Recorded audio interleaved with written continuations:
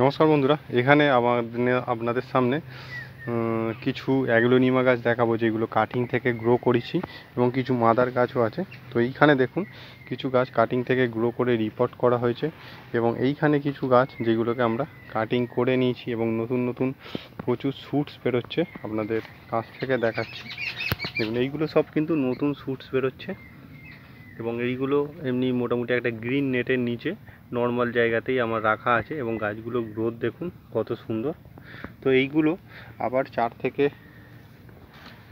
5 দিন পরে এইগুলো আবার কেটে নেব এবং এইখানে যে গাছগুলো আছে এইগুলোকে কিন্তু আমরা একটু বড় 6 ইঞ্চি বা 7 ইঞ্চিতে গ্রো ব্যাগে আবার রিপোর্ট করে দেবো। এই গাছগুলোকে যাতে খুব ফাস্ট গ্রো করে তার জন্য কিছু জৈব খাবার এদের দিয়ে দেওয়া হয়ে গেছে অলরেডি। তো দেখতেই পাবেন এখানে আপনাদের কিছু গাছকে দেখাচ্ছি যে এই যে পাতাগুলো আসছে, নতুন নতুন শ্যুটস বেরোচ্ছে, 2টো বা 3টে পাতা আসার পরেই কিন্তু আমাদের একটা কাজ করতে হবে, একে জৈব মিশ্র সার দিয়ে দিতে হবে।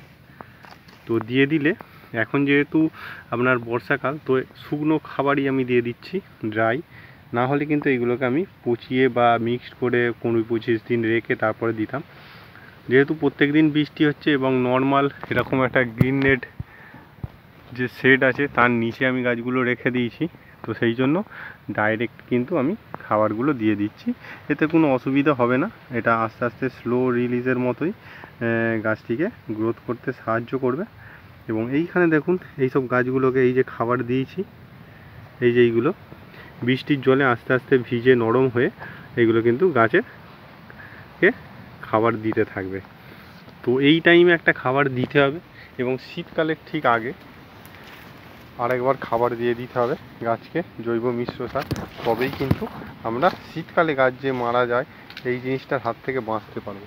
যেমন এইখানে দেখুন, এইখানে 3টে শ্যুটস বেরোচ্ছে, এই দেখুন এই একটি, এই একটি এবং এই একটি, 3টে শ্যুটস বেরোচ্ছে। তো এই গাছগুলোকে এখন খাবার দেবো না, এই অবস্থায় কিন্তু খাবার দেওয়া যাবে না যতক্ষণ না এই রকম একটা 2টো পাতা বা 3টে পাতা এই রকম ডেভেলপ হচ্ছে বা এই রকম ধরনের হলে তখন কিন্তু খাবার দেওয়া চলবে। তো আজকের মতো এখানে শেষ করছি, নমস্কার।